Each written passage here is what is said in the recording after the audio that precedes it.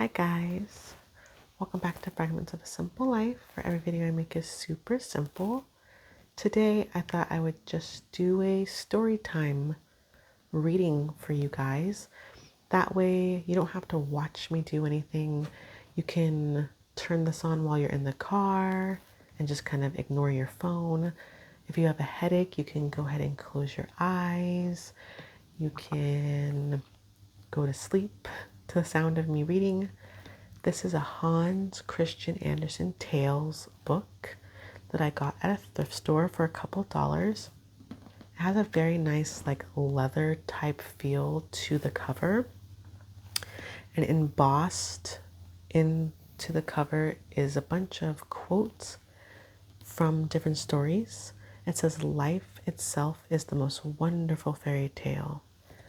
So I thought I would open this up, find some stories for us to read together. I don't know if it'll be one or two. It probably just depends on how many pages it is and how long this video is. I do have a post-it stack here, so for every story I read, I'm going to put a post-it on it. That way, if you guys want me to do this again, maybe a whisper version, I can know which book or which story I read so I don't do it again. This version was printed in 2014. Has a really pretty inside cover. There's, I think, 64 stories in here. I saw one that I want to start with. It's the fifth one, called Little Ida's Flowers. This was written in 1835, and it starts on page 19. Like I said, feel free to close your eyes and listen to me read a story that was written all the way in 1835 called Little Ida's Flowers. "My poor flowers are quite dead," said little Ida.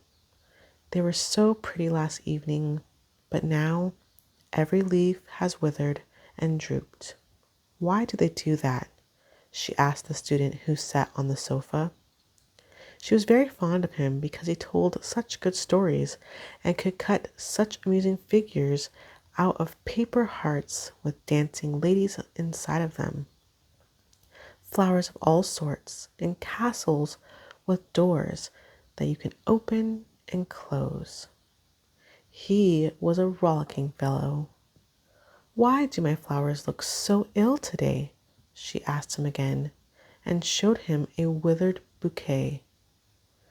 "Don't you know what's the matter with them?" the student said. "They were at a ball last night. That's why they can scarcely hold up their heads." "Flowers can't dance," said little Ida. "Oh, indeed they can," said the student. "As soon as it gets dark and we go to sleep, they frolic about in a fine fashion. Almost every night they give a ball." "Can't children go to the ball?" "Little daisies can go. So can lilies of the valley." "Where do the prettiest flowers dance?" Ida asked. "Haven't you often visited the beautiful flower garden just outside of town, around the castle where the king lives in the summertime?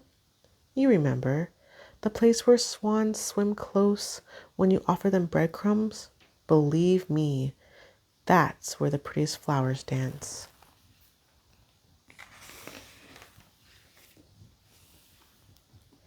"Yesterday I was there with my mother," said Ida, "but there wasn't a leaf on the trees or a flower left. Where are they? Last summer I saw ever so many." "They are inside the castle, of course," said the student. "Confidentially, just as soon as the king comes back to town with all his court, the flowers run from the garden into the castle and enjoy themselves. You should see them. The two loveliest roses climb up on the throne where they are the king and queen. All of the red coxcombs line up on either side to stand and bow like the grooms of the bedchamber. Then all the best dressed flowers come, and the grand ball starts. The blue violets are the naval cadets. Their partners, who they call Miss, are hyacinths, I don't know how to say that word, and crocuses. The tulips and the tiger lilies are the old chaperones who see to it that the dancing is done well and that everyone behaves properly. But, said little Ida, doesn't anybody punish the flowers for dancing in the king's own castle? Nobody knows a thing about it, said the student. To be sure, there's the old castle keeper who is there to watch over things. Sometimes he comes in the night with his enormous bunch of keys, but as soon as the flowers hear the keys jangle, they keep quiet and hide, with only their heads peeking out from behind the curtains. Then the old castle keeper says, I smell flowers in here, but he can't see any. What fun! Little Ida clasped her hands. Couldn't I see the flowers either? But couldn't I see the flowers either? Oh, easily, said the student. The very next time you go there, remember to peep in the windows. There you will see them, as I did today. A tall yellow lily lay stretched on the sofa, pretending to be a lady in waiting. Can the flowers who live in the botanical gardens visit the castle? Can they go that far? Why, certainly. They can fly all the way if it suits them. Haven't you seen lovely butterflies? White, yellow, and red ones? They almost look like flowers, and that's really what they used to be. They are flowers who have jumped off of the stems high into the air.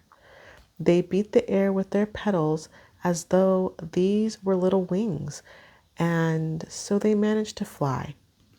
If they behave themselves nicely, they get permission to fly all day long instead of having to go home and sit on their stems.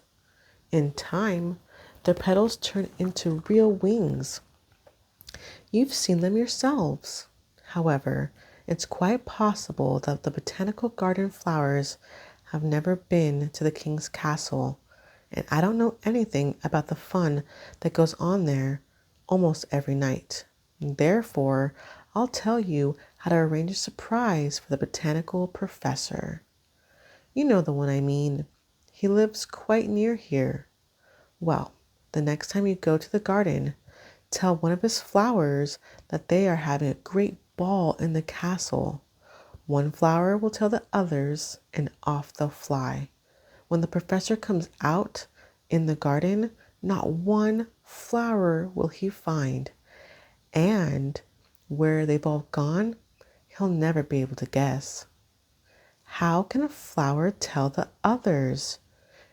You know flowers can't speak. They can't speak, the student agreed, but they can signal. Have you ever noticed that whenever the breeze blows, the flowers nod to one another and make signs with their leaves?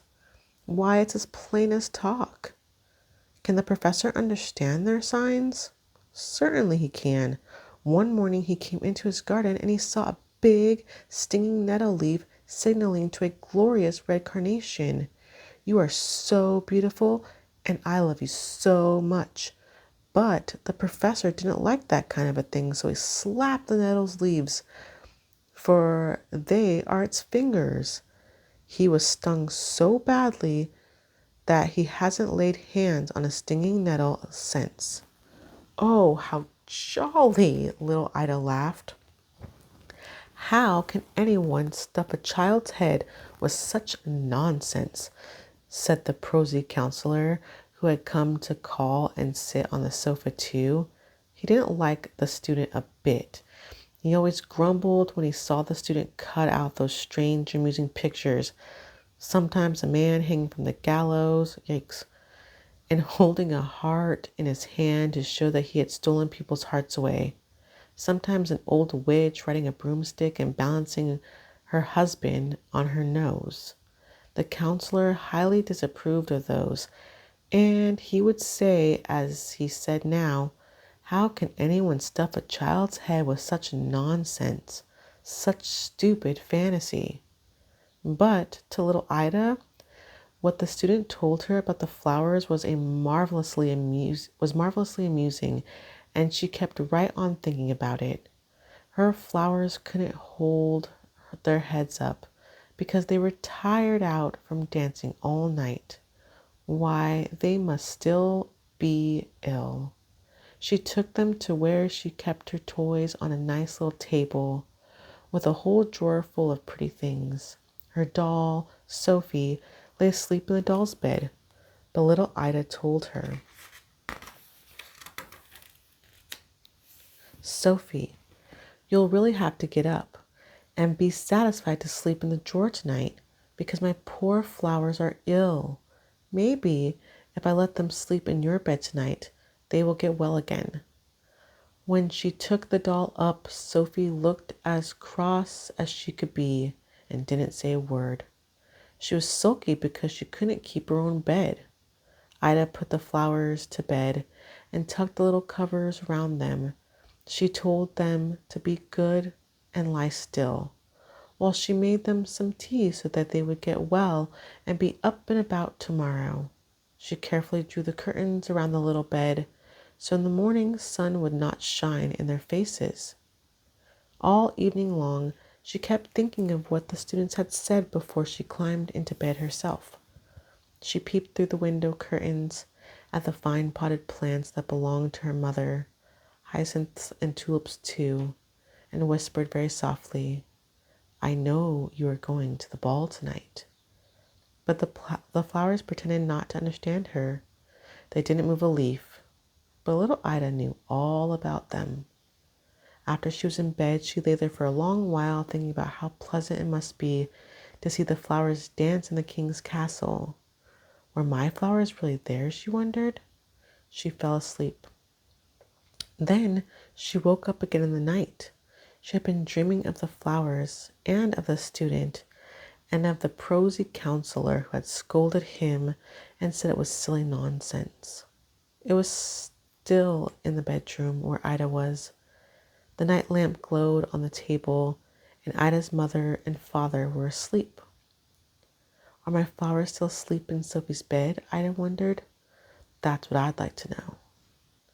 She lifted herself a little higher on her pillow and looked towards the door that stood half open. In there were her flowers and all her toys. She listened, and it seemed to her that someone was playing the piano, very softly and more beautiful than she'd ever heard it played. I'm perfectly sure that those flowers are still dancing, she said to herself. Oh my goodness, wouldn't I love to see them? But she did not dare get up because that might awaken her father and mother. I do wish the flowers would come here, she thought, but they didn't. The music kept playing and it sounded so lovely that she couldn't stay in her bedroom another minute. She tiptoed and peeped into the next room. Oh, how funny. What a sight she saw there. No light lamp burned in the next room, but it was well lighted just the same. The moonlight streamed through the window upon the middle of the floor, and it was almost as bright as day. The hyacinths and tulips lined up in 2 long rows across the floor. Not one was left by the window. The flower pot stood empty while the flowers danced gracefully around the room, making a complete chain and holding each other by their long green leaves as they swung around. The piano sat at the piano sat a tall yellow lily. Little Ida remembered it from last summer because a student had said, "Doesn't that lily look just like Miss Line?" Everyone laughed at the time, but now little Ida noticed that there was a most striking resemblance. When the lily played, it had the very same mannerisms as the young lady, sometimes bending its long yellow face to one side, sometimes to the other, and nodding in time with the lovely music. No one suspected that little Ida was there. She saw a nimble blue crocus jump up on a table where her toys were, go straight to the doll's bed and throw back the curtains. The sick flowers lay there, but they got up at once and nodded down to the others that they also wanted to dance. The old chimney sweep doll, whose lower lip was broken, rose and made a bow to the pretty flowers. They looked quite themselves again as they jumped up and down to join the others and have a good time. It seemed as if something clattered off the table. Little Ida looked and saw a birch wand that had been left over from Mardi Gras time was jumping down as if he thought he was a flower too.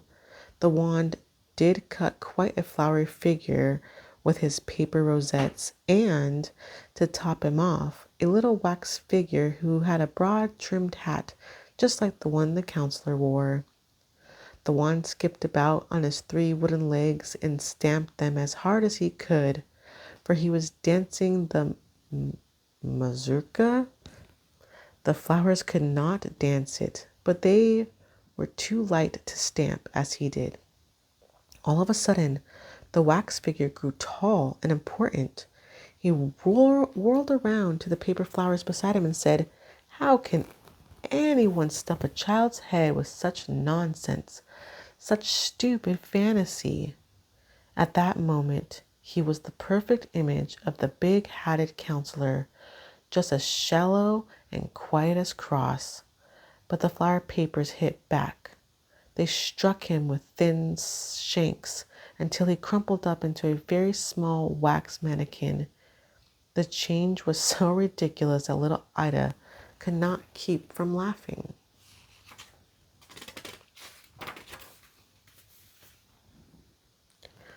Whenever the sceptered one danced, the counselor had to dance too, whether he made himself tall and important or remained a little wax figure in a big black hat.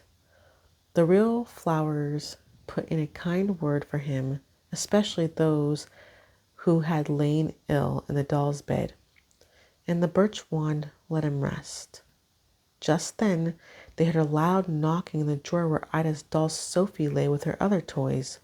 The chimney sweep rushed to the edge of the table, lay flat on his stomach, and managed to pull the dresser out a little way. Sophie sat up and looked around her, most surprised. "Why, are they having a ball?" she said. "Why hasn't somebody told me about it?" "Why don't you dance with me?" the chimney sweep asked her. "A fine partner you'd be," she said, and turned her back on him. She sat at the edge of the drawer, hoping one of the flowers would ask her to dance, but not one of them did. She coughed, and still not one asked her. To make matters worse, the chimney sweep had gone off dancing by himself, which he did pretty well. As none of the flowers paid the least attention to Sophie, she let herself tumble from the drawer to the floor with a bang. Now the flowers all came running to ask, "Did you hurt yourself?" They were very polite to her, especially those that had slept in her bed, but she wasn't hurt a bit. Ida's flowers thanked her for the use of her nice bed and treated her well. They took her out to the middle of the floor where the moon shone and danced with her while all the flowers made a circle around them. Sophie wasn't at all cross now. She said they might keep her bed. She didn't in the least mind sleeping in the drawer, but the flowers said, "Thank you, no. We can't live long enough to keep your bed. Tomorrow we shall be dead. Tell little Ida to bury us in the garden next to her canary bird's grave. Then we shall come up again next summer, more beautiful than ever." "Oh, you mustn't die," Sophie said, and kissed all the flowers. Then the drawing room opened, and many more splendid flowers tripped in. Ida couldn't imagine where they'd come from why, they must have come straight from the king's castle. First came 2 magnificent roses wearing little gold crowns. They were the king and queen. Then came charming gillyflowers and carnations, who greeted everybody. They brought the musicians along. Large poppies and peonies blew upon pea pods until they were red in the face. Blue hyacinths and little snowdrops tinkled their bells. It was such funny music. Many other flowers followed them, and they all danced together. Blue violets with pink primroses and daisies with the lilies of the valley. All the flowers kissed one another, and that was very pretty to look at. When the time came to say goodnight, little Ida sneaked back to bed too, where she dreamed of all she had seen. As soon as it was morning, she hurried to her little table to see if her flowers were still there. She threw back the curtain around the bed. Yes, they were there, but they were even more faded than yesterday. Sophie was lying in the drawer where Ida had put her. She looked quite sleepy. Do you remember what you were to tell me? Little Ida asked. But Sophie just looked stupid and didn't say a word. You are no good at all, Ida told her. And to think how nice they were to you, and how all of them danced with you. She opened a little pasteboard box nicely decorated with pictures of birds and laid the dead flowers in it. This will be your pretty coffin, she told them. When my cousins from Norway come to visit us, they will help me bury you in the garden so that you may come up again next summer and be more beautiful than ever. Her Norwegian cousins were two pleasant boys named Jonas and Adolf. Their father had given them two new crossbows, which they brought with them for Ida to see. She told them how her poor flowers had died, and they got permission to hold a funeral. The boys marched first with their crossbows on their shoulders, and little Ida followed with her dead flowers in their nice box. In the garden, they dug a little grave. Ida kissed the flowers, and then she closed the box and laid it in the earth. Adolf and Jonas shot their crossbows over the grave, for they had no guns or cannons. Aww. That is the end of our story, Little Ida's Flowers. I'm going to put this kind of sideways to tell me that we already read it. And I think I'm actually going to stop there because I have so many things to do before I have to pick up my kids from school. I hope that you found this story to be really, really beautiful. This Hans Christian Andersen Tale. I personally have never, ever heard this story before, and I'm very happy that it is the one that I randomly picked. If you've heard the story before, or if you'd like me to read more stories from this book to you guys, I would be more than happy to. I've always been told that I kind of have like a motherly voice, I guess, probably because I'm a mom. So reading stories is fun for me. I just wanted to say, obviously, I did not write this story. I am not making money off of this video. I just don't want to get in trouble. These are classics, and being able to read a story that was written in 1835 in 2025 is absolutely insane, and I'm really glad that I was able to do it for you guys. If you want to see more from me, please do not forget to like, comment, and subscribe. I will see you next time. Thanks for watching. Bye.